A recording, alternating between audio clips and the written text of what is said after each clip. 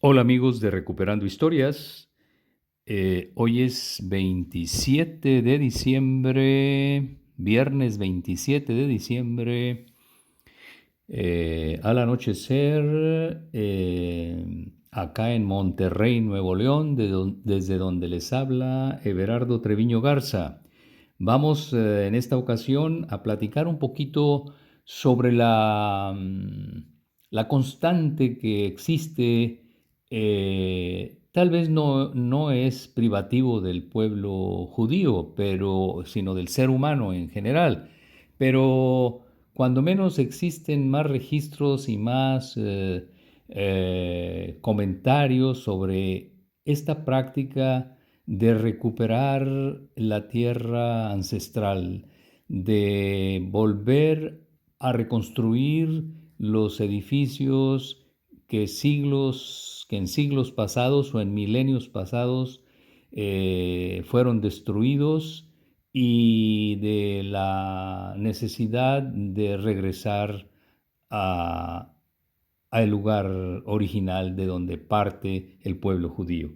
Y vamos a, a ejemplificar esta constante con dos edificios simbólicos del pueblo judío. Uno es la sinagoga de Rambán o de Nachmanides, el hombre de Girona que, que es el protagonista principal, creo, cuando menos uno de los dos principales de la disputa de Barcelona, y de la que ya hemos platicado en otros espacios en este canal. Pero esa sinagoga a través del tiempo sufrió destrucciones y fue reconocida y vuelta a construir, y existe en la actualidad un espacio que está en funciones todavía, y que para muchos es considerada la sinagoga más antigua en función, aparte de otra que es la sinagoga de los Caraítas, ahí mismo en Jerusalén, pero que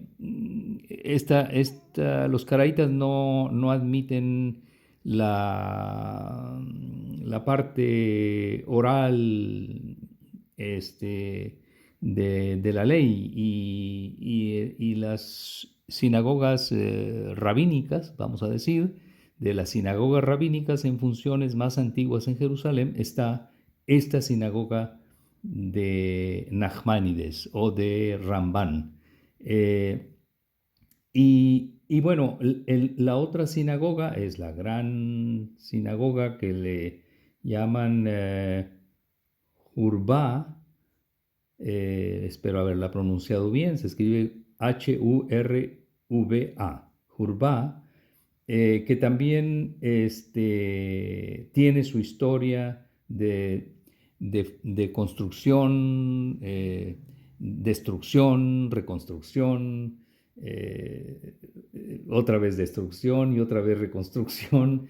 Entonces, pero creo que es un ejemplo bueno, son ejemplos muy significativos o muy decisivos para ilustrar este afán de retornar a Sion y de reconstruir los lugares que en siglos anteriores o en milenios anteriores fueron sagrados o emblemáticos del pueblo judío. Y vamos a hacer un pequeño recuento y vamos a señalar fechas para ubicarnos en el tiempo.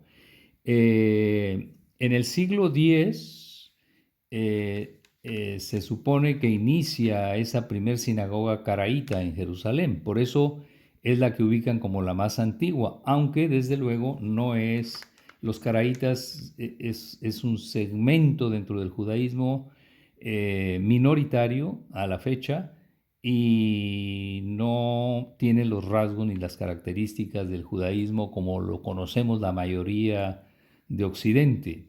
Y luego en el siglo XI, vámonos progresivamente, para darnos una idea, es cuando acá en Iberia Alfonso VI reconquista Toledo, que para muchos es la Jerusalén europea, ¿no? Y luego damos un salto al siglo XIII. En el siglo XIII, Teobaldo el Trovador, rey de origen francés, pero que por línea materna tiene derecho al trono de Navarra, y en ese siglo XIII, más o menos entre 1239 y 1240, realiza una cruzada a Tierra Santa. En 1236 se reconquista Córdoba, y en 1248 se reconquista Sevilla. Estamos hablando de, en este caso es Fernando III el que reconquista.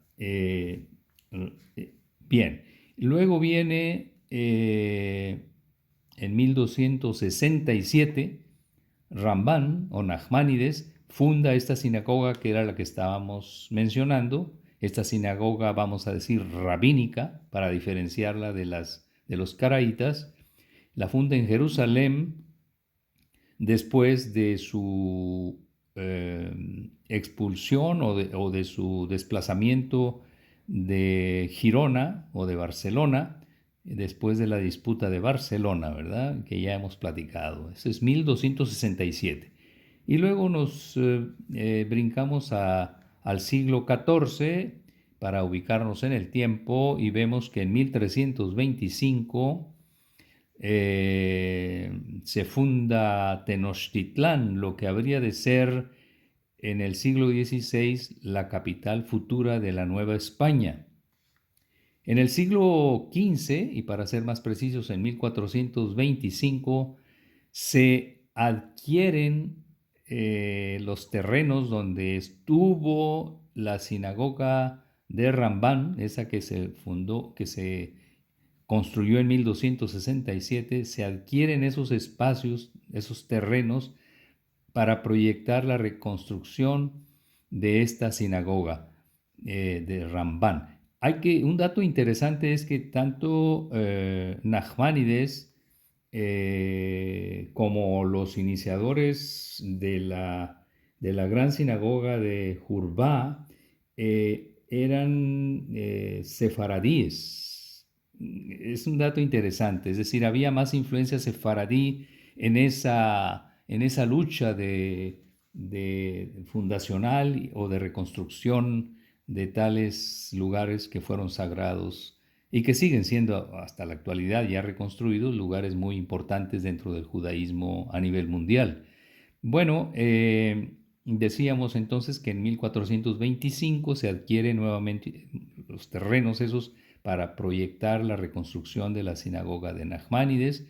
En 1474 los musulmanes destruyen otra vez la sinagoga de Rambán, y brincamos a 1587 cuando el Imperio Otomano cierra de nuevo esta sinagoga de Rambán.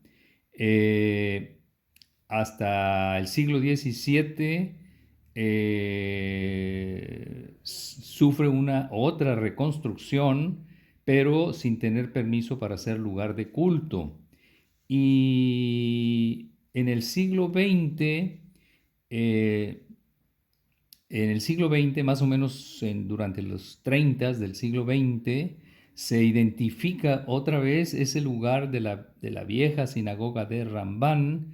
Se hace todo un estudio entre los 30 y los 40, y en 1967, después de la Guerra de los 6 días, hay una confirmación arqueológica de este lugar donde se construyó por primera vez en 1267, es decir, 700 años después de su primera construcción. hay una confirmación arqueológica y ya el Estado de Israel, una vez que domina esos espacios, la reconstruye cuidando de conservar ciertos materiales que eran los originales de esa primer sinagoga de Nachmanides, que había sido en el medioevo, en 1267, 700 años antes, había sido construida. Como podemos ver, hay es toda una historia y una constante de retorno y de reconstrucción de lugares sagrados.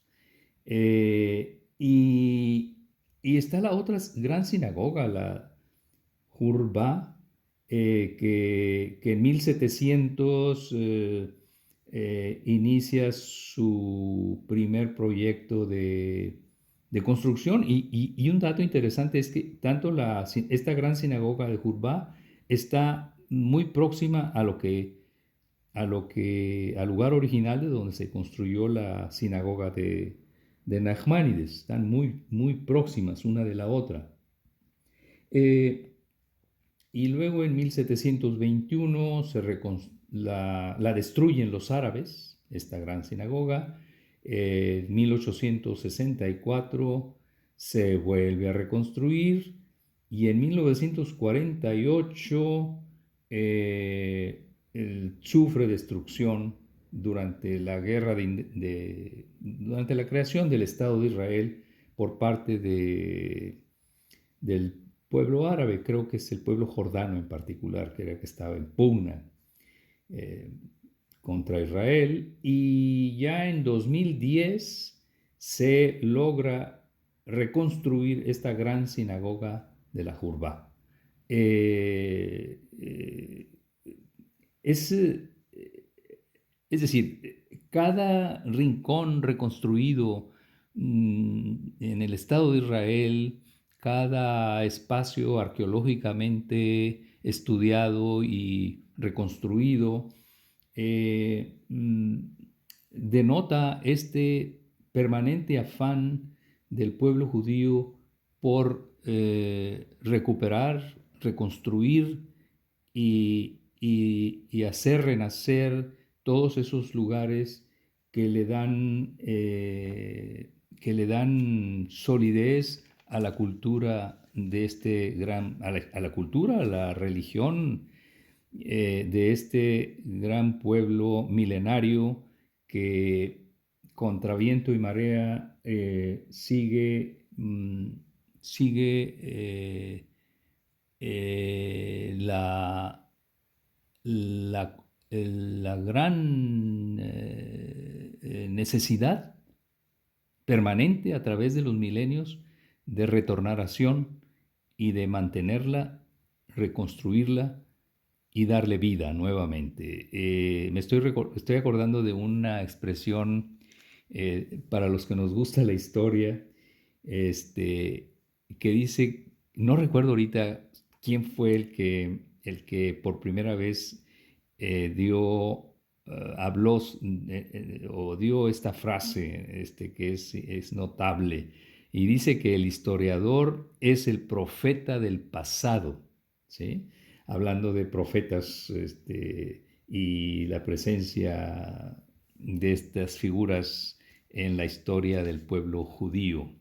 Pues este tipo de historias, que desde luego estamos hablando de Tierra Santa, del lugar de inicio de la Tierra Prometida, pero luego, como en las diásporas, este, más o menos se repite este afán, ¿sí? Si fue en Sefarad, todavía, aunque muchos siglos después, pero todavía hay ese afán por parte del pueblo judío. Es decir, bueno, esto es la tierra prometida, esto es el Estado de Israel, pero Sefarad es otro pedacito de territorio en donde el pueblo judío floreció, y entonces hay que, en cada retorno que puede haber a Sefarad, hay que propiciar la conservación y la reconstrucción de todas estas edificaciones que le dieron espacio y fama al pueblo judío durante el medioevo. Incluso en el Nuevo Mundo, aunque en menos intensidad, pero creo que en años futuros se le va a volver a dar importancia a estos lugares que fueron habitados por judeoconversos en su mayoría, y que intentaron acá en el Nuevo Mundo revivir la fe ancestral que en ese momento era ilegal y que podían pagar con su vida si descubrían que estaban practicando esa religión ancestral, la religión judía. Entonces creo que aún acá, llámese Nueva España, llámese el Caribe o llámese Sudamérica, hay muchos puntos históricos en donde en este punto tan lejano de Sión también quedaron vestigios arqueológicos de los lugares donde se intentó, fallidamente desde luego, donde se intentó que renaciera la religión judía. Bien, amigos, ya platicamos un rato, a mí se me van los minutos, ya vamos cerca de 17 minutos y se me van el espacio. Pero bueno, estos dos espacios que para mí son, me llaman muchísimo la atención. Nachmanides, aunque es parte de la tradición, pero Nachmanides, ya lo he platicado en otros espacios de este canal, pero tiene un lugar muy especial para lo que puede ser la historia novohispana, la historia de los judeoconversos novohispanos. De ahí que cada vez que veo datos sobre esta vieja sinagoga de Nachmanides en Jerusalén, le dedico un espacio, y ahora no fue la excepción.